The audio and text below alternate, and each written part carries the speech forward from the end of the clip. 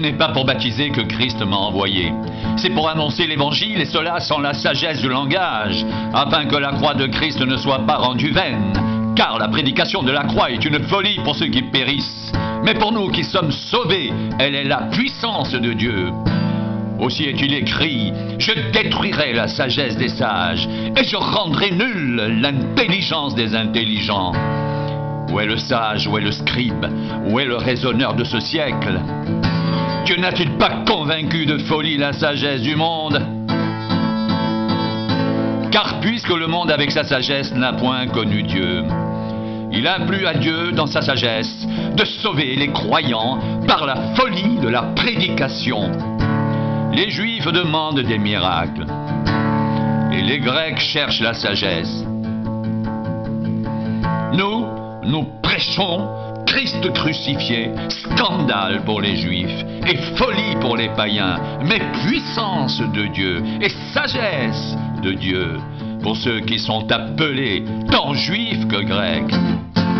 Car la folie de Dieu est plus sage que les hommes, et la faiblesse de Dieu est plus forte que les hommes. Considérez, frères, que parmi vous qui avez été appelés, il n'y a ni beaucoup de sages selon la chair, ni beaucoup de puissants, ni beaucoup de nobles.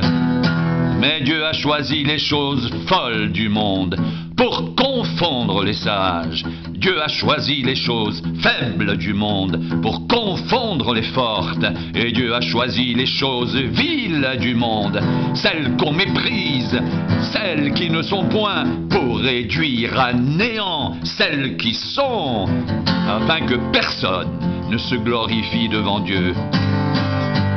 Or, c'est par lui que vous êtes en Jésus-Christ, qui par la volonté de Dieu a été fait pour nous sagesse, justice, sanctification et rédemption, afin, comme il est écrit, que celui qui se glorifie dans le Seigneur.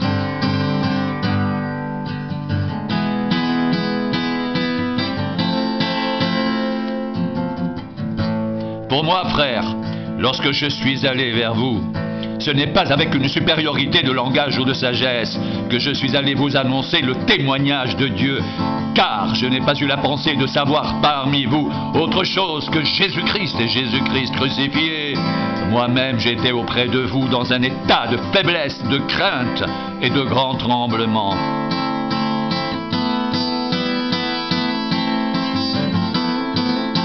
Mais ma parole et ma prédication ne reposaient pas sur les discours persuasifs de la sagesse, mais sur une démonstration d'esprit et de puissance, afin que votre foi soit fondée non sur la sagesse des hommes, mais sur la puissance de Dieu.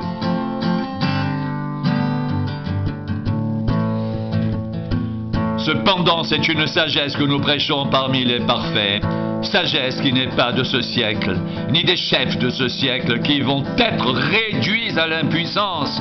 Nous prêchons la sagesse de Dieu mystérieuse et cachée, que Dieu avant les siècles avait prédestinée pour notre gloire.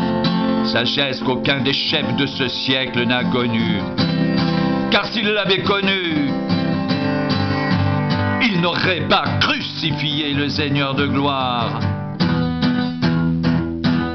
Mais comme il est écrit, ce sont des choses que l'œil n'a point vues, que l'oreille n'a point entendues, et qui ne sont point montées au cœur de l'homme, des choses que Dieu a préparées pour ceux qui l'aiment.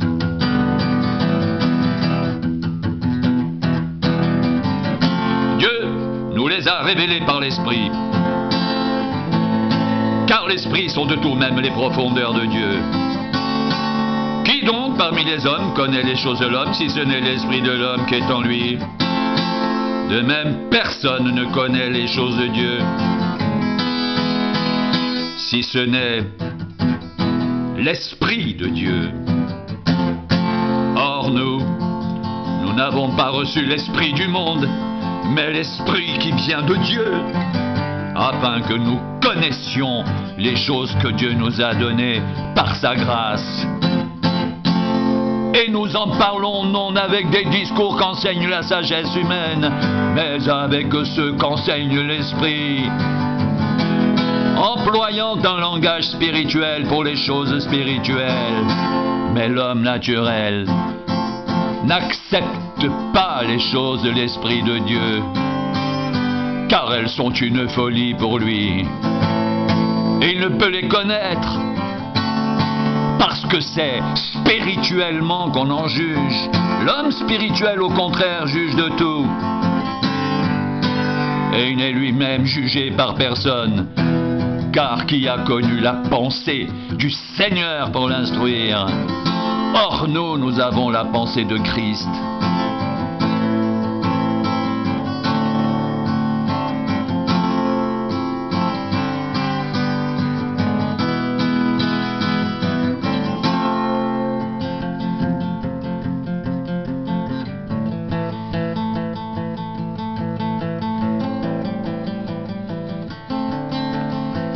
C'est une sagesse que nous prêchons parmi les parfaits.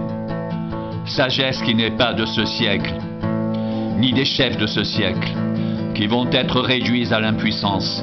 Nous prêchons la sagesse de Dieu mystérieuse et cachée, que Dieu avant les siècles avait prédestinée pour notre gloire. Sagesse qu'aucun des chefs de ce siècle n'a connue, car s'il l'avait connue, il n'aurait pas crucifié le Seigneur de gloire.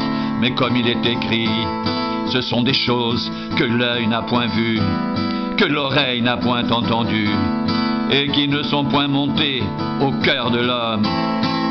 Des choses que Dieu a préparées pour ceux qui l'aiment. Dieu nous les a révélées par l'Esprit, car l'Esprit sont de tout, même les profondeurs de Dieu. Qui donc parmi les hommes connaît les choses de l'homme, si ce n'est l'Esprit de l'homme qui est en lui? De même, personne ne connaît les choses de Dieu, si ce n'est l'Esprit de Dieu. Or, nous n'avons pas reçu l'Esprit du monde, mais l'Esprit qui vient de Dieu, afin que nous connaissions les choses que Dieu nous a données par sa grâce. Et nous en parlons non avec des discours qu'enseigne la sagesse humaine, mais avec ceux qu'enseigne l'Esprit, employant un langage spirituel pour les choses spirituelles. Mais l'homme naturel n'accepte pas les choses de l'Esprit de Dieu, car elles sont une folie pour lui, et il ne peut les connaître parce que c'est spirituellement qu'on en juge. L'homme spirituel, au contraire, juge de tout, et il n'est lui-même jugé par personne, car qui a connu la pensée du Seigneur pour l'instruire? Or nous avons la pensée de Christ.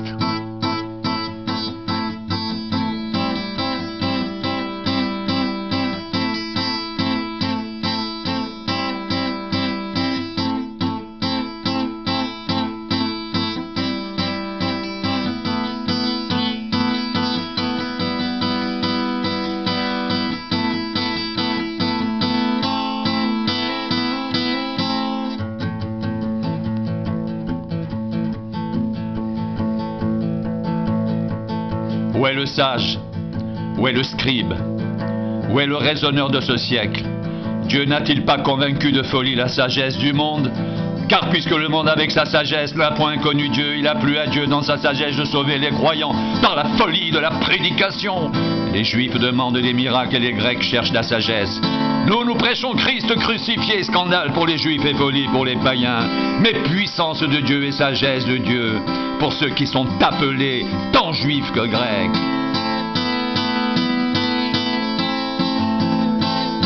Car la folie de Dieu est plus sage que les hommes, et la faiblesse de Dieu est plus forte que les hommes. Considérez, frères, que parmi vous qui avez été appelés, il n'y a ni beaucoup de sages selon la chair, ni beaucoup de puissants, ni beaucoup de nobles. Mais Dieu a choisi les choses folles du monde pour confondre les sages. Dieu a choisi les choses faibles du monde pour confondre les fortes.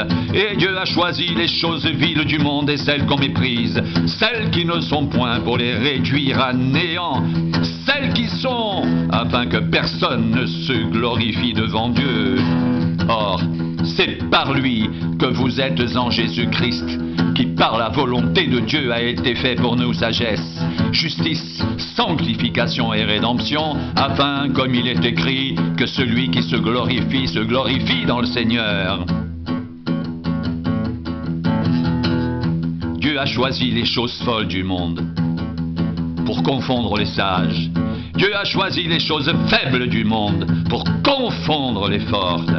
Et Dieu a choisi les choses viles du monde et celles qu'on méprise, celles qui ne sont point, pour réduire à néant celles qui sont, afin que personne ne se glorifie devant Dieu.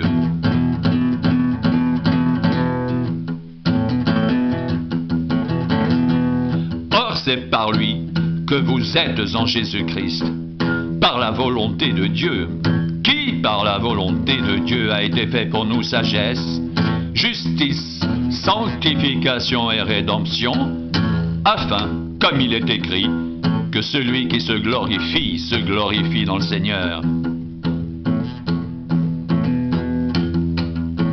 Afin que personne ne se glorifie devant Dieu. C'est par lui que vous êtes en Jésus-Christ, qui, par la volonté de Dieu, a été fait pour nous sagesse, justice, sanctification et rédemption, afin, comme il est écrit, que celui qui se glorifie dans le Seigneur.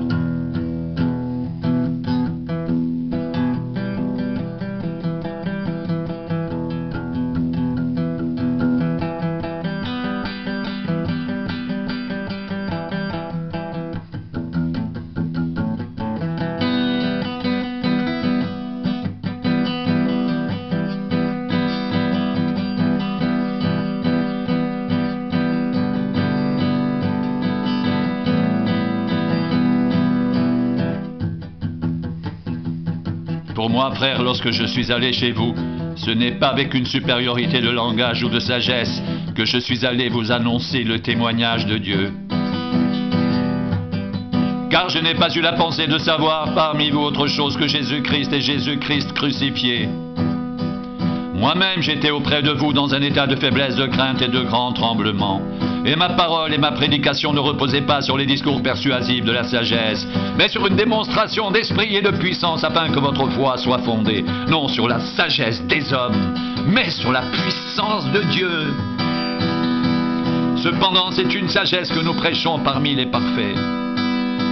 Sagesse qui n'est pas de ce siècle, ni des chefs de ce siècle qui vont être réduits à l'impuissance.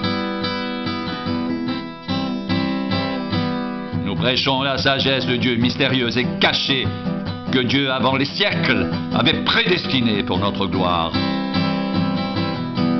Sagesse qu'aucun des chefs de ce siècle n'a connue, car s'il l'avait connue, il n'aurait pas crucifié le Seigneur de gloire.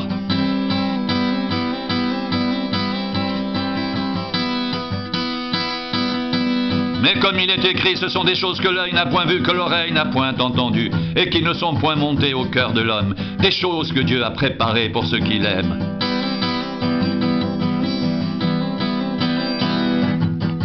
Dieu nous les a révélées par l'Esprit, car l'Esprit sont de tout, même les profondeurs de Dieu. Qui donc parmi les hommes connaît les choses de l'homme, si ce n'est l'Esprit de l'homme qui est en lui? De même, personne ne connaît les choses de Dieu, si ce n'est l'Esprit de Dieu.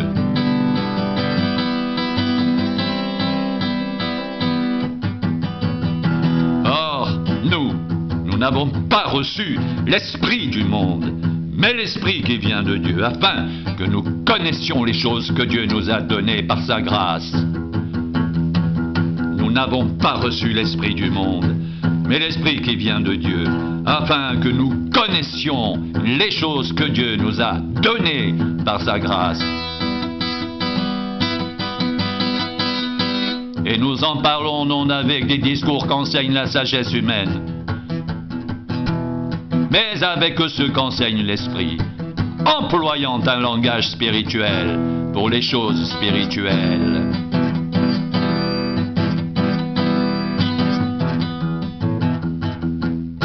Mais l'homme naturel n'accepte pas les choses de l'Esprit de Dieu, car elles sont une folie pour lui, et il ne peut les connaître parce que c'est spirituellement qu'on en juge.